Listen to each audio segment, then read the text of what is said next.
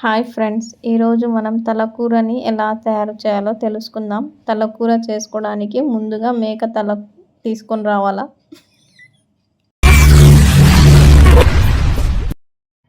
ఇప్పుడు బాగా వాష్ చేసిన తలకూరని ఇలా ప్రెషర్ కుక్కర్లోకి వేసి ఇందులోకి మనం పసుపు, ఉప్పు, ఆ తర్వాత ఆనియన్స్ వేసి ఒక 2 to 3 minutes వరకు దీన్ని మనం ఫ్రై చేసుకోవాలి. ఇప్పుడు మనం ఇందులోకి ఒక 4 to 5 టేబుల్ స్పూన్స్ ఆయిల్ని వేసుకోవాలి.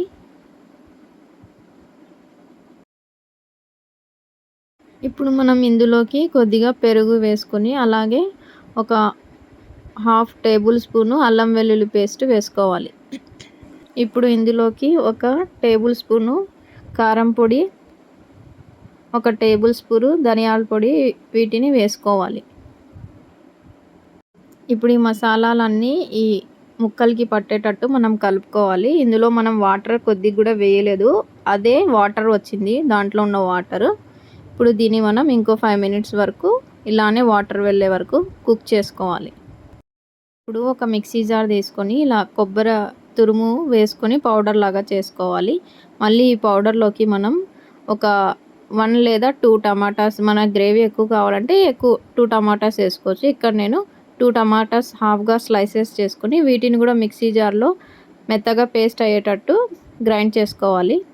ఇలా ఈ పేస్ట్ ఇలా మెత్తగా ఉండాలా. ఈ పేస్ట్ని మనం ఆ కర్రీలోకి వేసుకోవాలి. మొత్తం పేస్ట్ని వేసి ఇదంతా ఈ ముక్కలకి పట్టేటట్టు ఈ పేస్ట్ మొత్తం బాగా కలుపుకోవాలి.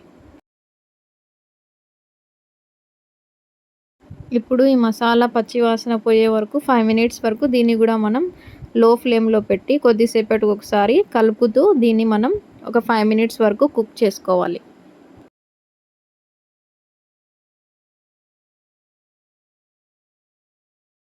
ఇప్పుడు మనం ఇందులోకి ఇంకొద్దిగా సాల్ట్ వేసుకొని తర్వాత ఈ కర్రీకి సరిపడినంత వాటర్ వేసుకోవాలా. వాటర్ వేసుకొని ఇందులోకి మనం సన్నగా కట్ చేసిన కొత్తిమీరను కూడా వేసుకోవాలా. వీటన్నిటిని వేసుకొని ఇంకో 3 to 2 minutes వరకు మనం దీన్ని కుక్ చేసుకోవాలి.